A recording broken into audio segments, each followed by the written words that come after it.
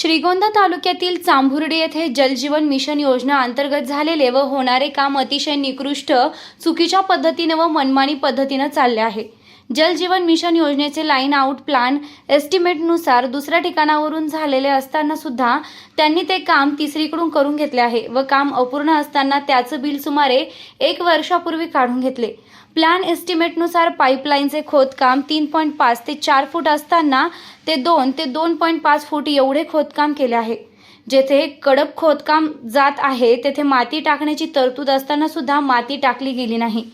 चांभुर्डी ते विसापूर PWD रस्ता हा राज्य महामार्ग म्हणून घोषित केला आहे, तरी पाईपलाईनचं काम PWD रस्त्याच्या साईड पट्टीवरून ठिकठिकाणी करत आहे।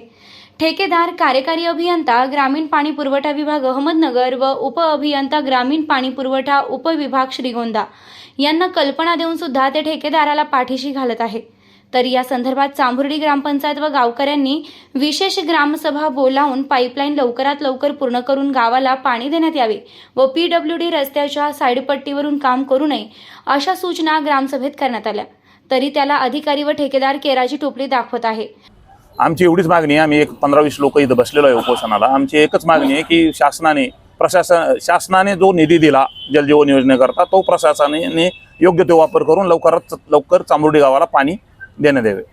आदी अनेक विषय दिलेल्या निवेदनात असून याची सखोल चौकशी करून दोषींवर योग्य ती कारवाई करावी या मागणीसाठी अहमदनगर येथील जिल्हा परिषद समोर चांभुर्डे गावातील ग्रामस्थ हे टाळ मृदंग घेऊन उपोषणास बसले आहेत।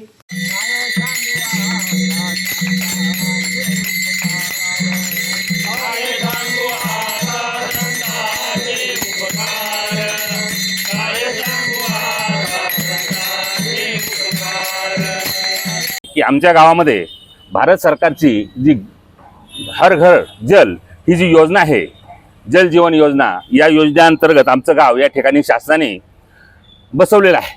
परंतु या कामामध्ये ठेकेदाराची मनमानी, अधिकाऱ्यांचं दुर्लक्ष, या सगळ्या गोष्टीमुळे खऱ्या अर्थानं काम ज्या कालावधीमध्ये पूर्ण व्हायला पाहिजे होतं त्या कालावधीमध्ये ते पूर्ण झालेलं नाही।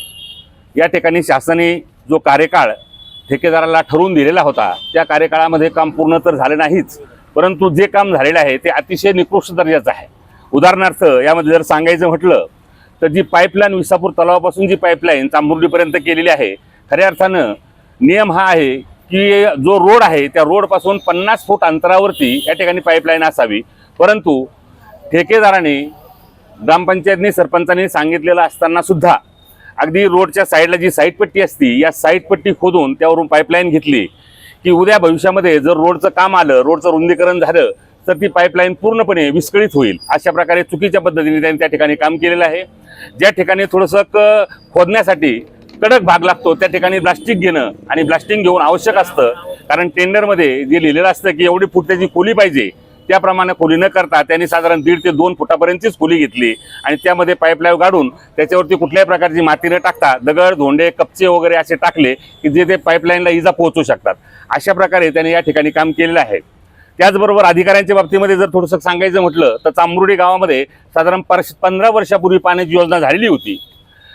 त्या योजनेची जी टाकी आहे त्या टाकीचं 2 वर्षापूर्वी निर्लेखन झालेलं आहे। टाकी पूर्णपणे नादुरुस्त अवस्थेमध्ये असताना सुद्धा संबंधित आत्ताचे जे अधिकारी आहेत या अधिकाऱ्यांनी ती टाकी यामध्ये घेऊन या टाकीचा वापर करावा अशा प्रकारचे आदेश त्या ठिकाणी केलेले आहेत। जर आपण आजही त्या ठिकाणी जर आलो आणि जर पाहिलं तर पाणी त्या टाकीमध्ये सोडल्याच्या नंतर चारही बाजूने त्याला धारा लागतात आणि साधारण 2 तासाच्या आतमध्ये भरलेली टाकी पूर्णपणे खाली होत असते, त्यामुळे गावाला त्या ठिकाणी पाणी मिळू शकत नाही। असे अनेक प्रश्न या ठिकाणी ठेकेदाराने आपल्या पद्धतीने चालणं, अधिकाऱ्यांनी आपापल्या पद्धतीने चालणं, गावकऱ्यांनी सांगितलं तर गावकऱ्याच्या प्रत्येक गोष्टीकडे दुर्लक्ष करायचं आणि आपली दंडीशाही त्या ठिकाणी चालवायची। लाईन आउटवरती ज्या ठिकाणी शासनाने लाईन आउट दिलेली आहे त्या ठिकाणी न करता त्या ठिकाणी दुसरीकडून त्यांनी पाईपलाईन केली आणि या सर्वांची बिलं म्हणजे जेवढं काम झालेलं आहे या कामापेक्षाही जवळजवळ जे काम झालं त्याच्यापेक्षा 50 ते 60% अधिक रक्कम या ठिकाणी त्यांनी काढून घेण्याचं काम ठेकेदाराने अधिकाऱ्याच्या संगनमताने या ठिकाणी केलेलं आहे।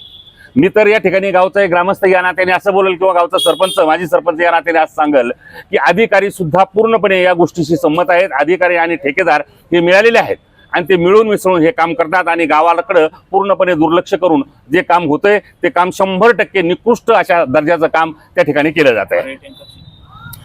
आणि या ठिकाणी 1 वर्षभराचा कालावधी शासनाने ठरवून दिलेला होता. वर्षभरामध्ये ठेकेदारांनी काम पूर्ण केलं नाही. त्याच्यानंतर त्यांनी वाढीव मुदत मागितली. शासनाने त्याला पुन्हा 3 महिन्याची वाढीव मुदत दिली. त्या 3 महिन्यामध्ये काम झालं नाही. आता या ठिकाणी जून महिन्यात पाऊस काळ सुरू झाला आणि पाऊस काळ सुरू झाल्याच्या नंतर तो आपलं JCB मशीन घेऊन गावात आला आणि त्या ठिकाणी कामाला सुरुवात केली. साहेब मला सांगा, हे खेडेगाव आहे, त्या ठिकाणी शेती हा मुख्य व्यवसाय आहे लोकांचा.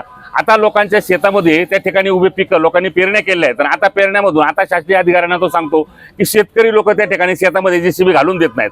उन्हाळ्याचे 5 महिने गेले, ते जानेवारी महिन्यापासून तो घरी बसला आणि आता पाऊस झाला आणि पाऊस झाल्याच्या नंतर तो येतो आणि तो सांगतो की त्या ठिकाणी अडचण निर्माण होती. उन्हाळाभर हा ठेकेदार कुठे गेला होता? पूर्ण 5 महिन्याचा कालावधी यांनी अशा प्रकारे घातला. त्यावेळेस अधिकाऱ्यांच्याकडे आम्ही वारंवार जाऊन तोंडी स्वरूपामध्ये, लेखी स्वरूपामध्ये, पंचायत समिती असेल, जिल्हा परिषद असेल, या ठिकाणी जाऊन आम्ही तशा प्रकारचे पत्र त्यांना दिले की या कामाकडे दुर्लक्ष होतंय. अधिकाऱ्यांनी कुठल्याही प्रकारचं यावरती कुठल्याही प्रकारची वाच्यता केली नाही किंवा ठेकेदाराला कुठल्याही प्रकारचे आदेश दिले नाही. आणि हे सर्व काम अतिशय निकृष्ट दर्जाचं चालू तर आहेच, परंतु आमची अपेक्षा या ठिकाणी आहे की गावाला पाणी केव्हा मिळणार? साहेब 1.5 वर्षाचा कालावधी, 2 वर्षाचा कालावधी होऊन गेला. चालू उन्हाळ्यामध्ये अक्षरशः आमच्या तांबुर्डी गावाला टँकरने पाणी पुरवठा करावा लागला.